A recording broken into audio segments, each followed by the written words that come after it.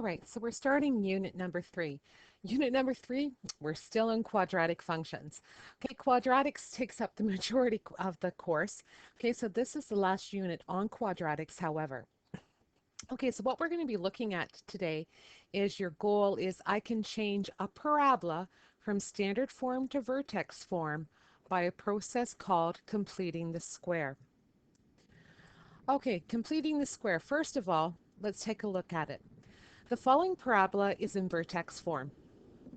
So the first thing we're going to do is we're going to expand the bracket to put it in standard form. Remember, we did this actually from the first unit. So let's take a look. Well, we know that we're going to keep the 2 here, and we are going to then expand the x minus 3 squared. Now remember, to do that, what we do is we keep the 2 in a bracket, and it's the first number squared, which would be x squared. Then what we do is we do the last number squared, which in this case negative 3 squared would be a 9. And what we do is we do x times the negative 3 and double it. So that would be minus 6x. Okay, so we have the first part expanded. Remember, we still have the positive 6, so we have to keep writing down the positive 6. Now what we're going to do is we're going to distribute that 2 into our bracket, into each term. Okay, so that's our next process. And for some reason that 6 didn't come through as well. So we end up with 2x squared minus 12x plus 18 plus our 6. Almost done. We can put the 18 and the 6 together to get a 24. So everything else is written down, and there we go. Now, we know that that 24 actually is the y-intercept. And we talked about that in one of the previous units. So that was one nice thing about putting something into standard form, is because we could quite easily see what the y-intercept is. So what we really get from that is, as I said before, is the y-intercept is the constant term c when a parabola equation is in standard form. So that's why we like standard form. Now the thing is, it's vastly more helpful to turn an equation that is given to us in standard form into the vertex form. Okay, rather than what we just did, it's be much more useful for us to put it in this form, because we could see the vertex, we could see whether it opened up or down, what the stretch was or shrink was. So we get a lot more information if it's in the vertex form. The problem is, in order to do that, we have to do a process that we call completing the square. Now, completing the square is obviously not going to be quite as easy as expanding. So let's take a look at what we need to be able to do. Okay, first of all, and I'm going to put the line up here. Let's start by remembering how to expand the square of a bracket. Okay, now remember, it is this term squared, so that would be x squared. Then we have the last term squared, remember, was a positive 25. And this times 2, or this times this doubled, so that would be a plus a 10x. Next one, almost the same, x squared. Last term squared would be a positive 64. And the middle term would be x times negative 8 times 2, which would be a negative 16. So let's take a look at it further. If I told you that the following trinomials come from squaring a binomial, could you tell me what term is missing? Well, I think you probably could. Okay, so it was x squared plus x, 10x plus something equals. Now, if this is to be a perfect square, how could I figure this out? Well, I think you have a fair amount of stuff. You could take that middle term, divide it by 2, and if I divided it by 2, I would get 5. So that means really in here would be the 5.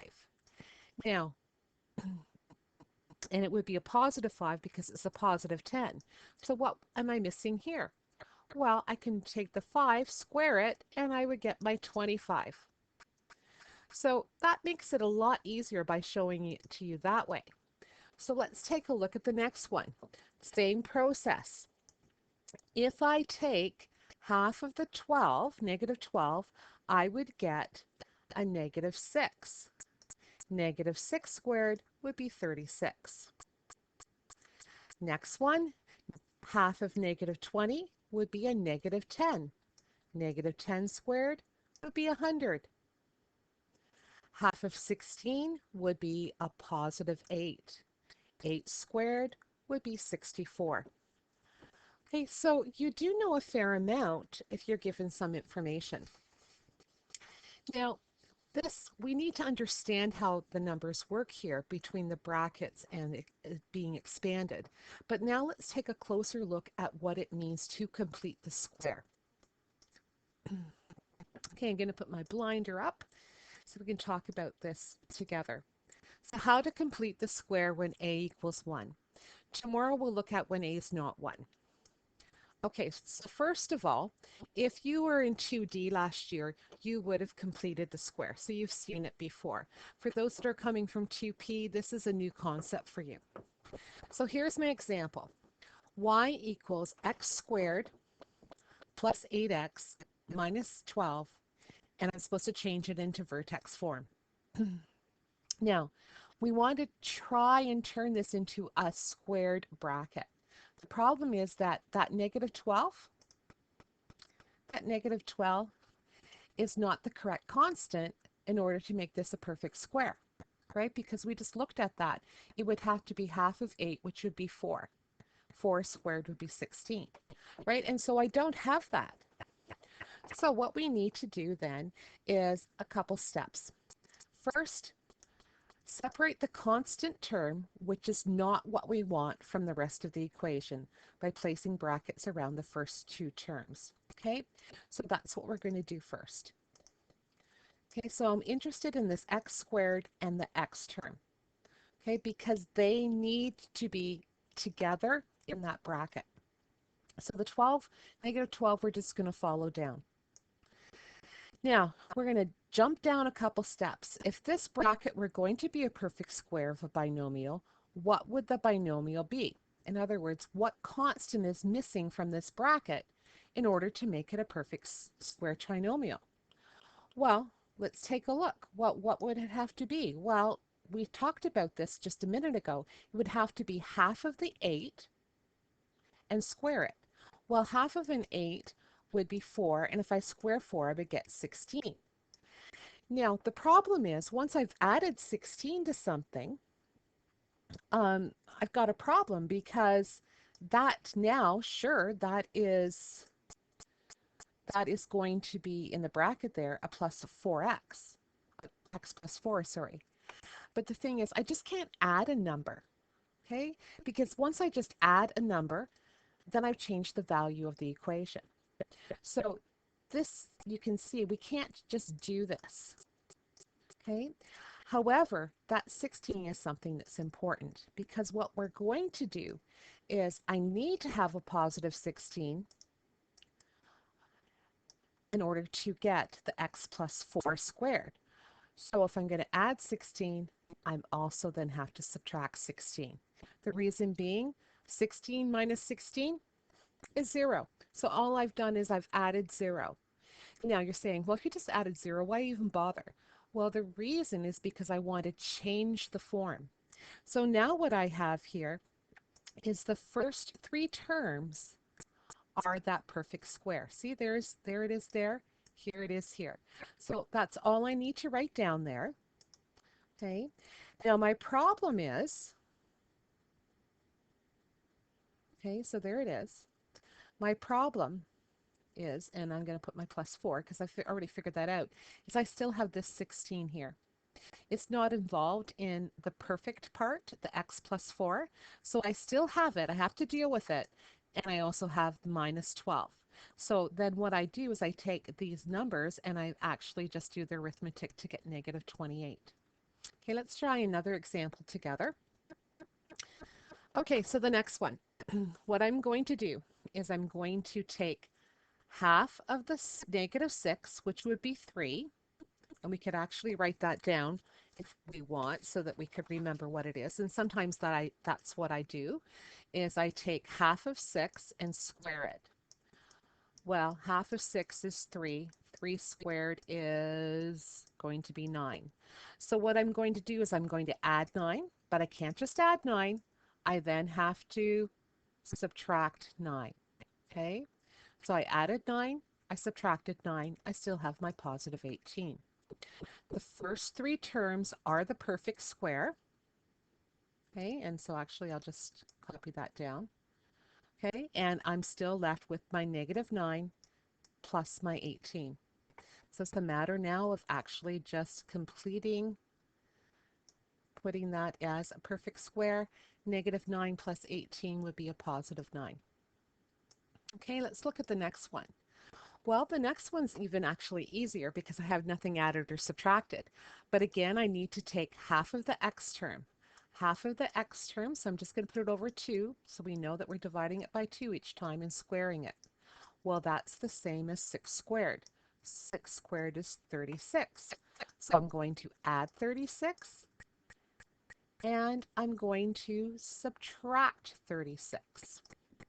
Now, when I do that, the first three terms become the perfect square. So that's x squared plus 36, and I still have my minus 36. So there we have x plus 6 squared, okay, and a minus 36.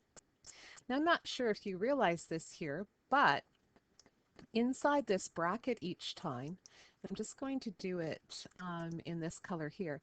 Notice I took half of the 12, which was 6. Notice what's in the bracket. Whew. Look here, half of the 6 here was 3. Look what was in the bracket, the minus 3. Okay, so let's take a look and see if the same thing happens to the next question. So again, I'm going to take half of the negative 40. So negative 40 divided by 2, and I want to square it. Well, that's the same as negative 20 squared. Negative 20 squared is 400. So it means I'm going to add 400 and subtract 400. So x squared minus 40x, add 400, subtract 400, and I still have my plus 2. Right, so then remember those first three terms are the terms that are going to create that perfect square. I still have my negative 400 and my plus 2. Now, if I complete it, remember this is a perfect square, so I know that that's going to be x minus 20 squared, and this would be minus 398. And again, notice it's the same. Now, that's important, especially later on when we have a not equal to 1 or when a is actually a fraction, which makes our life even harder. So what we're going to do now tomorrow in class is you're going to complete this work, and we'll continue completing the square next time together.